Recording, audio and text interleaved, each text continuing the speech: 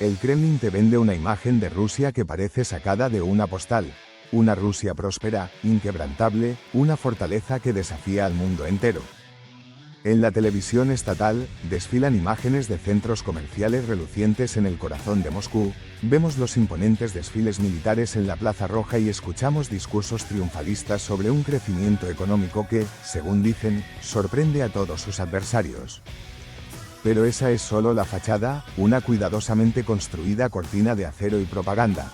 Porque detrás del telón, en la inmensa mayoría de los hogares rusos, millones de familias libran una batalla silenciosa, invisible y diaria. Una lucha encarnizada contra un enemigo que no lleva uniforme, un enemigo que reside en sus propias cuentas bancarias, que se vacían a una velocidad que realmente asusta. Mientras las cifras macroeconómicas oficiales, repetidas como un mantra por los medios del Estado, hablan de una economía milagrosamente resistente, capaz de soportar cualquier sanción, la realidad en las calles, la que se palpa en los mercados, la que se sufre en los supermercados y la que se susurra en las cocinas de los apartamentos, cuenta una historia muy, pero muy diferente. Es una historia contada en voz baja, una de precios que se han vuelto simple y llanamente imposibles, de deudas que se acumulan y asfixian los proyectos de vida, y de un futuro tan incierto que ya casi nadie se atreve a predecir. El Banco Central, en una maniobra desesperada, ha tenido que mantener los tipos de interés en un nivel altísimo, un estratosférico 16%, en un intento casi heroico por frenar una inflación que se come los salarios de la gente. Y el precio de los alimentos más básicos, aquello que conforma la dieta diaria, se ha disparado a niveles tan extremos que para muchos, el simple acto de hacer la compra se ha convertido en una fuente de angustia. En este vídeo, vamos a hacer lo que la propaganda no quiere que hagamos, vamos a rasgar el velo. Vamos a entrar al corazón de la vida cotidiana rusa para mostrarte, con el detalle que merece, cómo sobreviven los ciudadanos de a pie cuando el dinero en el banco ya no es suficiente para vivir. Esta es la verdad cruda sobre la economía de guerra de Rusia y su brutal, y a menudo oculto, impacto social. Una verdad que rara vez, o nunca, verás en los medios controlados por el Estado. Sección 1. La tormenta económica perfecta para entender qué está pasando realmente en la cartera de un jubilado en Tula o en la cuenta bancaria de una joven familia en Ekaterimburgo, primero hay que entender la tormenta económica perfecta que se ha formado sobre el país. Desde hace más de 3 años, la economía de Rusia funciona en un modo que no es natural, que no es orgánico y, sobre todo, que no es sostenible. Los economistas tienen un nombre para esto, lo llaman una economía de guerra. Y como cualquier cosa artificial, como cualquier sistema forzado contra su naturaleza, sus consecuencias a largo plazo son profundas, dolorosas y extensas. El gobierno ruso, en una decisión que ha redefinido el país, ha estado bombeando cantidades absolutamente gigantescas de dinero público a un único y exclusivo sector, la industria militar y de defensa. El gasto en defensa ya supera el 6% del Producto Interno Bruto total del país. Para ponerlo en perspectiva, esa es una cifra que duplica o triplica el gasto de la mayoría de las naciones en tiempos de paz. Es un número tan elevado que el propio Vladimir Putin ha tenido que admitir públicamente que es bastante alto, y reconocerlo como un motor clave, quizás el principal, de la inflación que golpea a su pueblo. Piénsalo de esta manera, que es la forma más clara de verlo, una economía sana y equilibrada es como una cartera de inversiones bien diversificada. Un país prudente invierte en múltiples áreas para asegurar su futuro, invierte en la educación de sus jóvenes, en la salud de su población, en el desarrollo de nueva tecnología, en la modernización de sus infraestructuras, en el apoyo a las pequeñas y medianas empresas que generan empleo real. Pero Rusia ha hecho lo contrario. Ha cogido casi todo su capital, todos sus recursos, y lo ha apostado a una sola carta, a un solo número en la ruleta, la guerra. A muy corto plazo, esta apuesta masiva y desproporcionada puede crear una peligrosa ilusión de prosperidad. Es un espejismo económico. Las fábricas de tanques, de municiones, de drones, funcionan a 3 turnos, sin descanso. Contratan a miles de personas y pagan salarios que, a menudo, son significativamente más altos que los que se pueden encontrar en el sector civil. Como resultado directo de esta actividad frenética, el PIB, ese numerito que mide el tamaño de la economía, crece. El primer ministro, Mikhail Mishustin, celebró con orgullo un crecimiento cercano al 4% en 2024, y el propio Putin elogia constantemente en foros internacionales las brillantes perspectivas del país. Pero este es un crecimiento vacío, un crecimiento hueco. Es un espejismo muy peligroso. El problema fundamental, el que la propaganda nunca menciona, es que los tanques, los misiles y las balas no se comen. No te visten, no te dan un techo sobre tu cabeza, no construyen hospitales ni curan a tus hijos. Todo el dinero, todos los recursos y, crucialmente, toda la gente que se desvía al esfuerzo bélico, es capital humano y financiero que se le está quitando a la economía real. La economía que produce las cosas que la gente necesita para su vida diaria. Y esta desviación masiva crea distorsiones que son, sencillamente, catastróficas.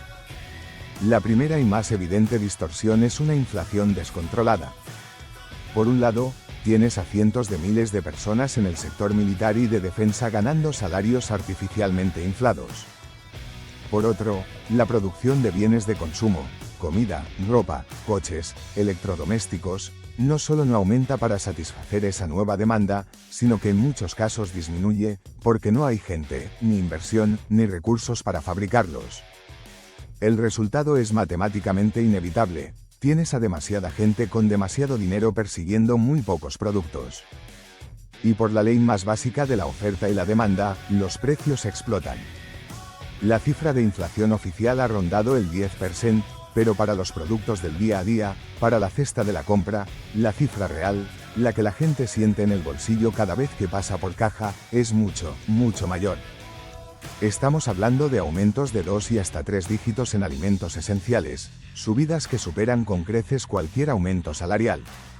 Para intentar apagar este incendio, el Banco Central de Rusia, dirigido por la respetada pero ahora acorralada Elvira Nabiullina, tuvo que tomar una medida desesperada, casi una medicina de guerra: subir los tipos de interés a niveles estratosféricos.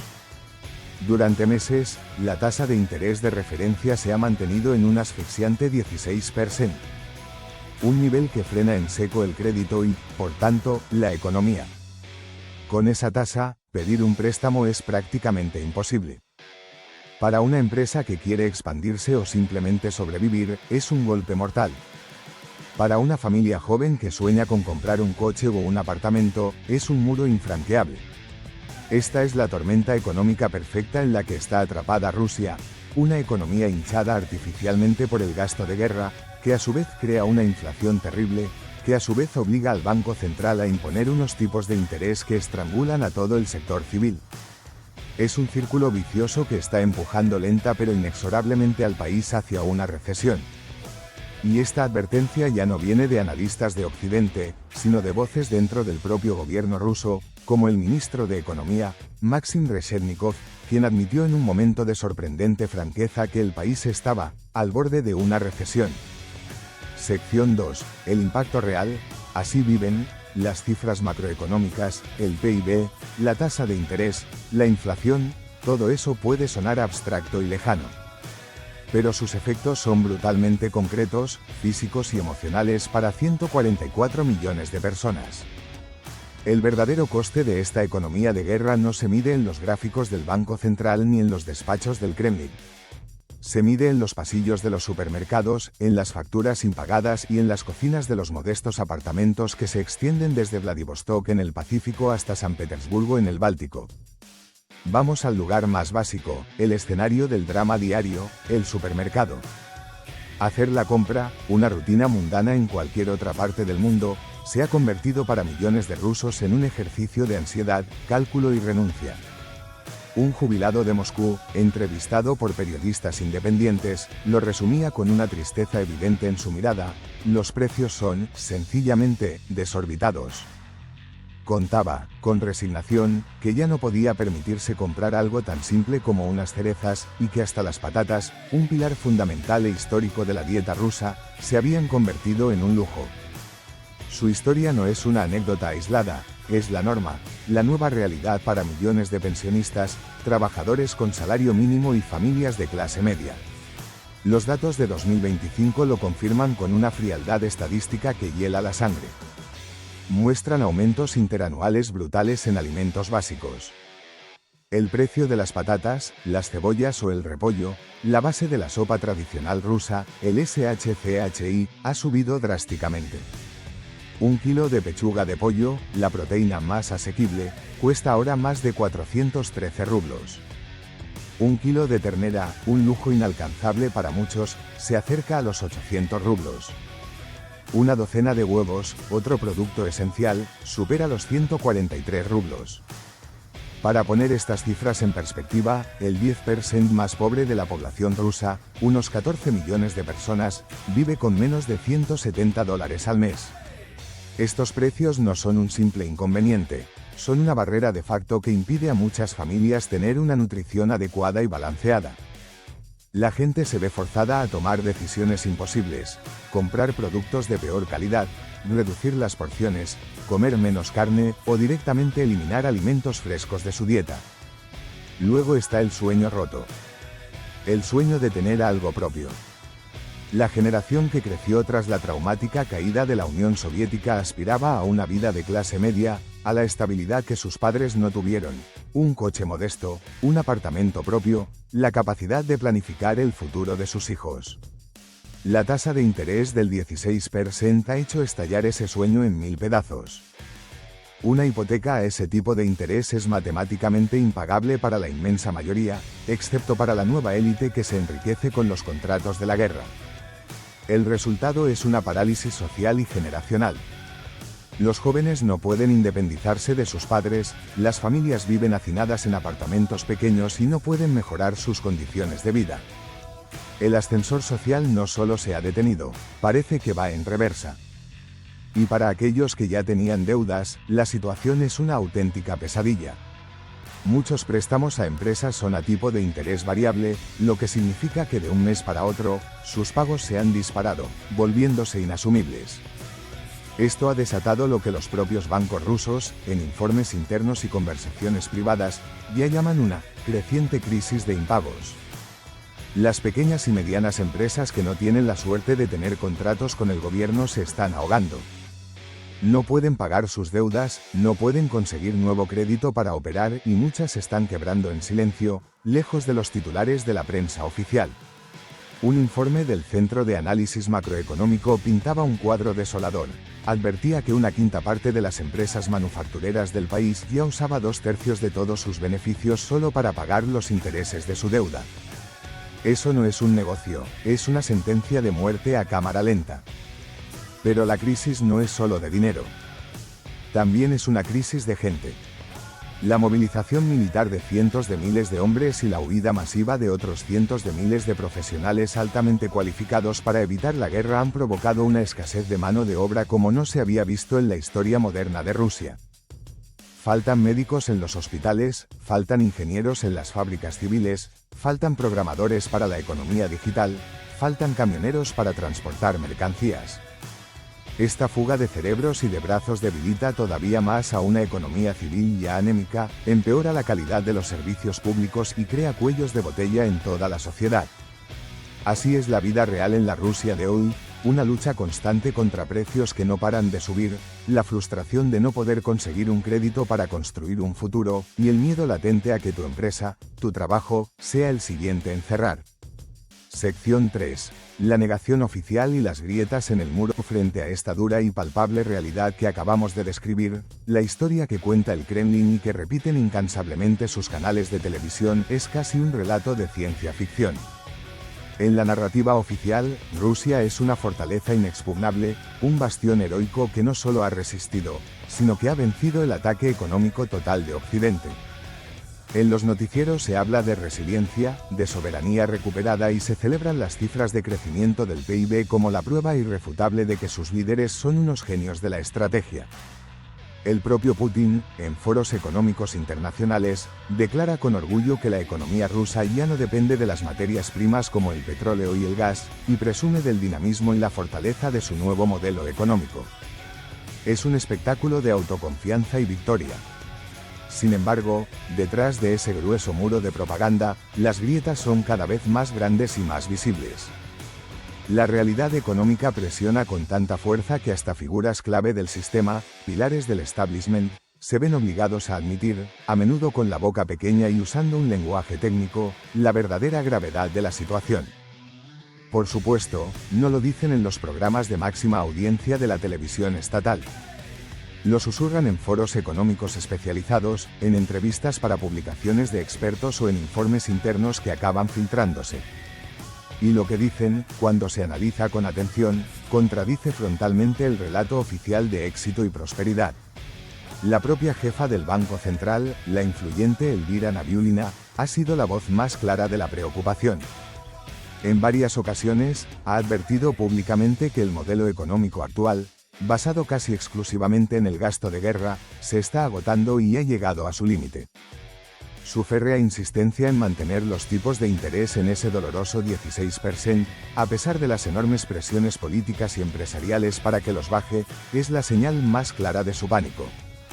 Es el grito de una tecnócrata que ve una espiral de inflación capaz de destruirlo todo si no se actúa con una disciplina de hierro, aunque la medicina sea amarga. Pero el ministro de Economía, Maxim Reshetnikov, fue aún más lejos. Se atrevió a usar la palabra prohibida, el término que el Kremlin ha tratado de borrar de su vocabulario: recesión. Su declaración de que la percepción actual sugiere que ya estamos al borde de una recesión fue una auténtica bomba informativa. Fue la admisión pública, desde el corazón del gabinete económico, de que la estrategia no funciona como dicen, de que el rey podría estar desnudo. Estas discrepancias no son meras anécdotas, revelan una profunda lucha de poder dentro de la élite rusa. Es una batalla entre dos facciones. Por un lado, tecnócratas como Nabiulina y su banco defienden la ortodoxia económica. Es imprescindible enfriar la economía para controlar los precios, aunque duela a corto plazo. Por otro lado, un poderoso bloque de políticos, halcones de la seguridad y banqueros estatales presionan para bajar los tipos de interés, para inyectar más dinero barato y así ayudar a las grandes empresas estatales y a las industrias endeudadas, aunque eso signifique disparar aún más los precios para la gente común. Putin parece atrapado en medio de este fuego cruzado, reconociendo por un lado que el gasto militar causa inflación, pero sin atreverse a frenar la maquinaria bélica que sostiene su poder. Quizás la advertencia más alarmante no viene de los políticos, sino de los banqueros. Informes recientes, basados en fuentes internas del sector financiero, revelan una realidad mucho más oscura que la que se debate públicamente. Hablan de una creciente y sistémica crisis de impagos, tanto de empresas como de familias. Y advierten del riesgo real de una crisis bancaria en los próximos meses. Para financiar la guerra, el Kremlin forzó a los bancos a dar préstamos fáciles, especialmente hipotecas subsidiadas, inflando una burbuja de crédito que ahora, con los tipos de interés por las nubes, amenaza con estallar de forma espectacular. Lo que vemos, en definitiva, es un intento desesperado por mantener a flote una economía con respiración asistida. El gobierno está poniendo parches, como subsidios a industrias estratégicas o congelaciones temporales de precios, pero no son soluciones reales. Son tiritas para una herida mortal. La fachada de éxito y control se está resquebrajando, y a través de esas grietas se puede ver un sistema bajo una tensión extrema, donde sus propios arquitectos ya no pueden disimular su miedo al colapso. Sección 4. Una bomba de tiempo. El futuro incierto. Cuando unes todas las piezas de este complejo puzzle, una población que ve cómo su poder adquisitivo se evapora día a día, un tejido empresarial ahogado por la deuda y la falta de crédito, una alarmante escasez de trabajadores cualificados y una élite gobernante visiblemente dividida sobre el camino a seguir, la imagen que emerge es inequívoca, la de una bomba de tiempo económica y social. La pregunta, llegados a este punto, ya no es si este modelo basado en la guerra es sostenible a largo plazo. Todas las pruebas, incluso las que provienen de dentro del propio sistema ruso, gritan que no lo es. La verdadera pregunta, la que quita el sueño a los observadores más agudos, es cuánto tiempo más puede seguir el reloj en marcha antes de que todo explote. La economía de guerra ha funcionado como una droga de diseño, un potente estimulante que ha mantenido las cifras del PIB artificialmente altas, creando una sensación de euforia y poder. Pero como ocurre con todas las drogas, los efectos son temporales, el subidón es falso y el síndrome de abstinencia, la resaca, es brutal. La respetada economista Elina Rybakova, una de las mayores expertas en la economía rusa, advierte que la transición de una economía de guerra a una de paz, si es que llega a producirse, podría ser un proceso incluso más traumático para la sociedad rusa que la propia guerra. Pensemos en las consecuencias. ¿Qué pasará el día que el masivo gasto militar se reduzca, como el propio Putin ha sugerido que eventualmente ocurrirá? Cientos de miles, quizás millones de soldados y trabajadores de la industria de defensa se quedarán de la noche a la mañana sin los sueldos inflados que han estado manteniendo un nivel de consumo artificial. Las gigantescas fábricas de misiles y tanques no se pueden reconvertir en fábricas de lavadoras o de coches eléctricos de un día para otro. Y mientras tanto, el resto de la economía, el sector civil, habrá quedado en ruinas tras años de abandono, falta de inversión, fuga de cerebros y un profundo aislamiento tecnológico. Rusia se arriesga a lo que algunos analistas llaman un desarrollo, una regresión económica y social a gran escala que podría tardar décadas en revertir, devolviendo al país a un estado de subdesarrollo tecnológico y productivo. El aislamiento internacional solo agrava este sombrío pronóstico. Sin un acceso normalizado al sistema financiero global, sin la inversión de empresas occidentales y, sobre todo, sin acceso a la tecnología clave en áreas como la microelectrónica o la inteligencia artificial, Rusia está condenada a quedarse atrás. Mientras el mundo avanza a una velocidad vertiginosa, Rusia corre el riesgo de convertirse en una especie de museo tecnológico, incapaz de competir y de generar prosperidad genuina para su gente.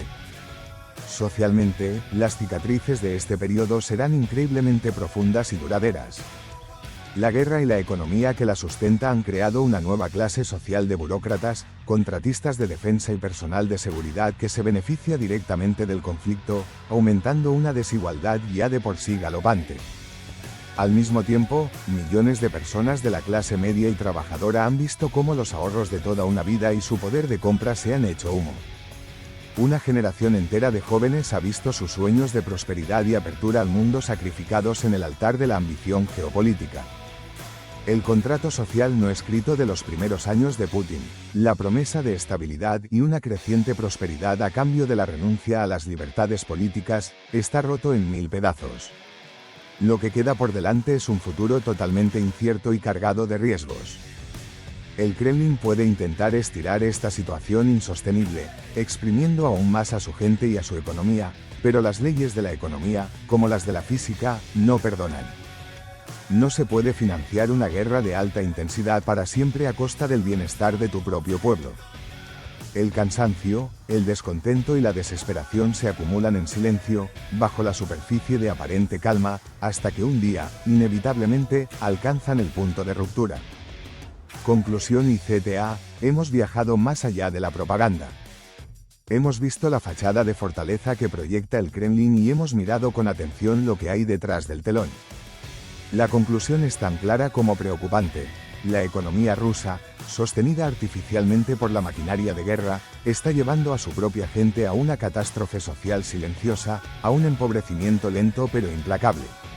Es un sistema caníbal que se come el futuro para pagar las facturas del presente.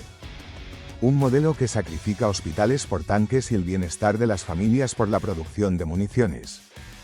Este modelo no es un plan a largo plazo. Es una bomba de tiempo con un temporizador que avanza cada vez más rápido. La pregunta fundamental ya no es si este sistema colapsará, sino cuándo y cómo lo hará. ¿Será un estallido repentino y violento, como una gran crisis financiera y bancaria? ¿O asistiremos a una decadencia larga, lenta y agónica que dejará a Rusia más pobre, más aislada y más resentida durante generaciones?